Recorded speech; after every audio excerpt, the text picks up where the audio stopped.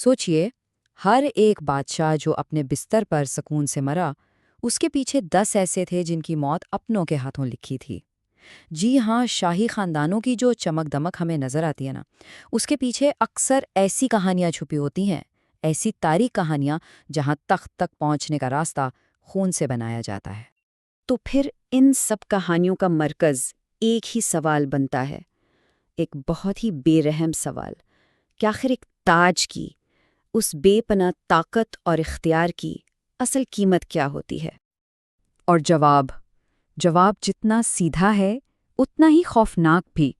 ये कीमत अक्सर खून से अदा की जाती है। तख्त का रास्ता अपनों के खून से ही बनता है। तो आइए इस खूनी तख्त की कहानी को ज़रा करीब से देखते हैं। तारीख हमें बताती है कि ताज की कहानी अक्सर पुरअमन तरीके से नस्ल दर नस्ल मुंतकिल होने की नहीं, बल्कि वहशियाना कब्ज़े की दास्तान है। ये एक ऐसा खेल है जो हमेशा खून से ही लिखा गया है। जब बात इक़्तिदार की हवस की हो, तो रिश्ते, नाते सब बेमानी हो जाते हैं। भाई भाई का दुश्मन बन जाता है, बेटा बाप के खिलाफ खड़ा हो जाता है, और दोस्त ही दोस्त की जान का प्यासा हो जाता है।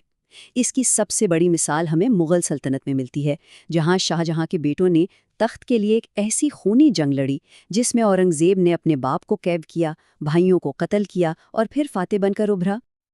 और ये सिर्फ मुगलों तक महदूद नहीं था। सल्तनत उस्मानिया में तो इस सफाकी को एक तरह से कानूनी शक्ल दे दी गई थी। ब्रादर कशी का मतलब है अपने ही भाई को कत्ल करना। जरा सोचें, एक नया सुल्तान तख्त पर बैठ रहा है और उसके हाथ अपने ही भाइयों के खून से रंगे हुए हैं। और ये सब क्यों?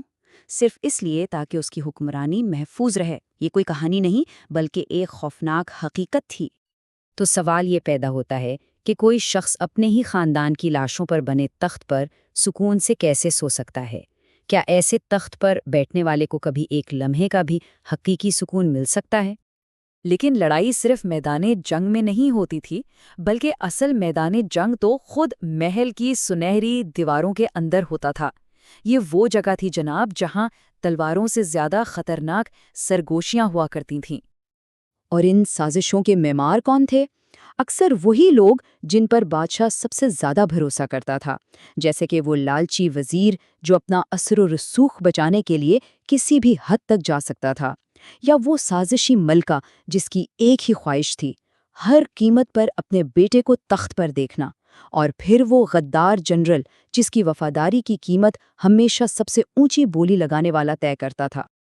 यही तो ताज का सबसे बड़ा अलमिया है।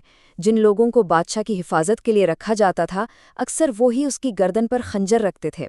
मतलब ताकत के इस खेल में भरोसा करना सबसे बड़ा, सबसे मुहलिक खतरा था। अच्छा, जब एक हुक्मरान के पास इतनी ताकत आ जाए तो अक्सर क्या होता है?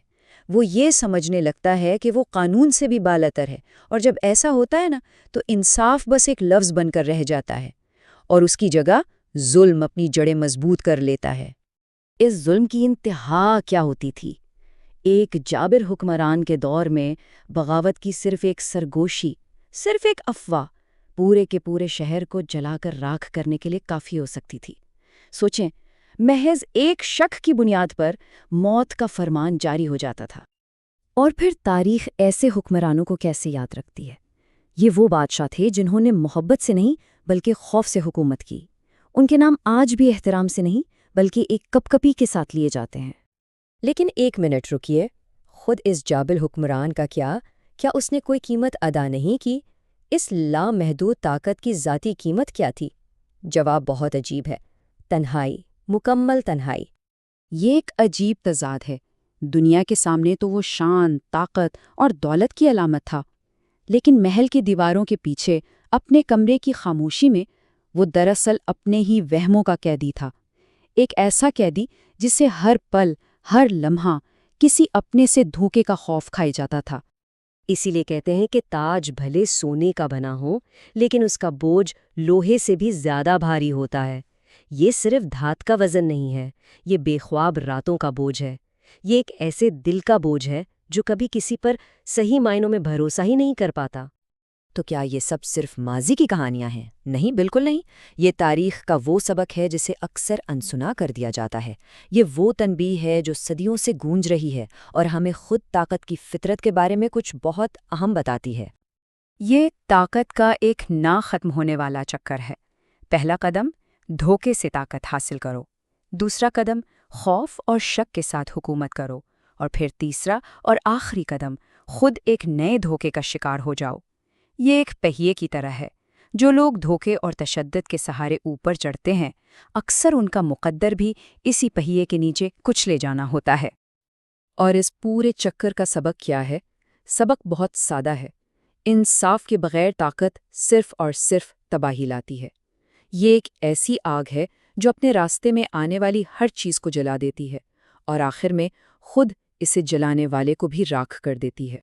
تو اگلی بار جب کسی عظیم و شان تخت پر نظر پڑے، جب اس کی چمک آنکھوں کو خیرہ کرے، تو ایک لمحے کے لیے رکیے گا اور سوچیے گا، کیا اس چمک کے پیچھے وہ تاریک سایہ بھی نظر آ رہا ہے؟